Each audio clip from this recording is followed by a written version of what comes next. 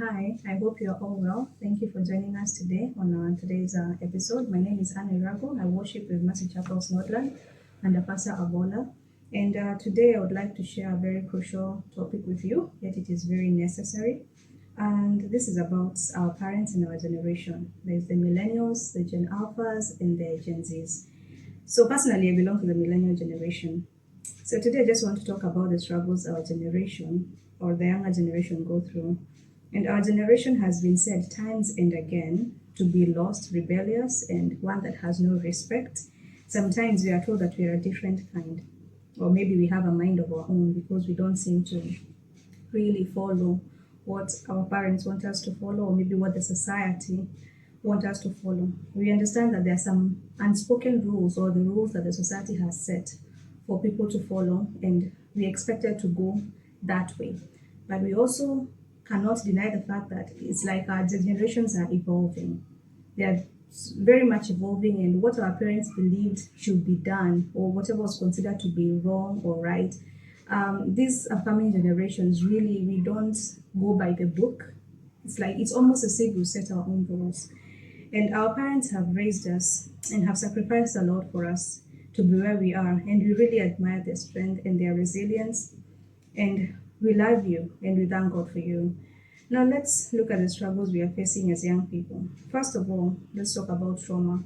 This is one of the struggles I am going to bring up, but it's not only limited to trauma only, there are others. It's just inclusive of trauma, but not limited to it. And it could be from our homes, the setting we grew up in, and probably dysfunctional families. This is not new. Dysfunctional families are everywhere. And maybe probably you saw our parents fighting, broken homes that led to a parent projecting anger on the kids, abuse, etc. There are so many.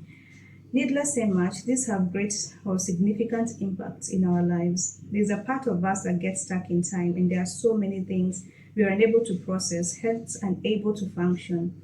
And if not helped or dealt with in time, we grow up not we grow up having let them shape the kind of people we become, which may not be what the society or what our parents want to see. Now, before people brand our generation rebellious and all, please listen to what we have to say. Sometimes, and most times, we are left to cope or find our way around trauma. The idea is if it did not kill us, it should have made us strong and we should be stronger by now.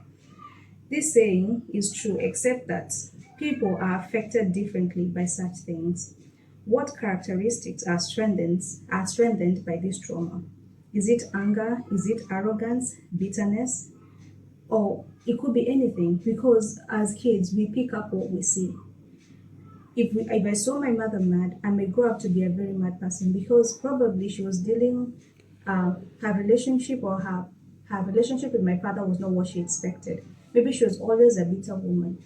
Hence, I, being the easy person to project onto, probably she was always angry at me, shouting, screaming, beating me up. And hence, I grew up thinking that's the right way to communicate, or that's how I'm supposed to be living.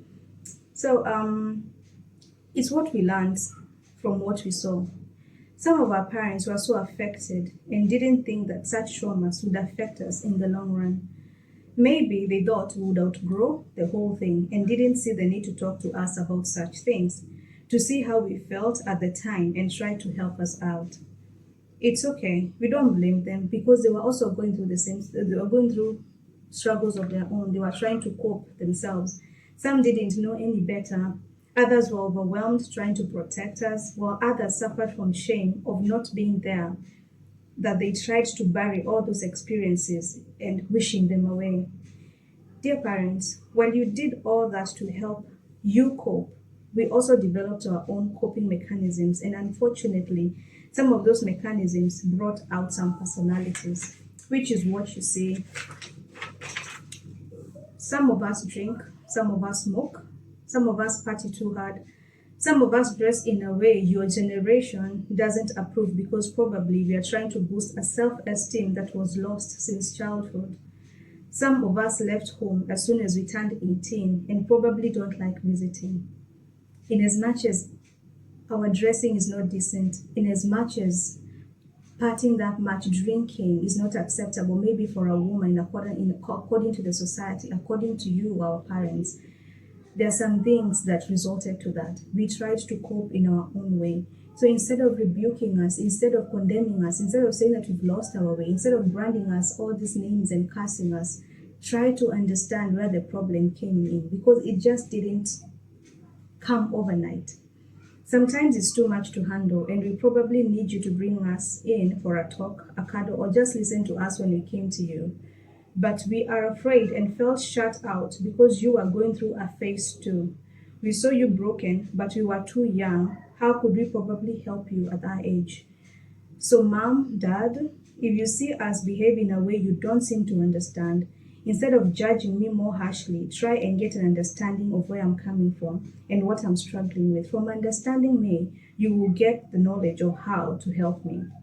If we have a strained relationship, let's begin by bringing back a friendship based on love, grace, and patience. The world has judged me enough. Don't do it to me too, because it will only push me further away. It's only through understanding me that you will bring me back home, and then through praying for my struggles, bring me closer to God. So please keep praying for us, keep believing that God is still working in all of these messes and we are still work in progress. Thank you.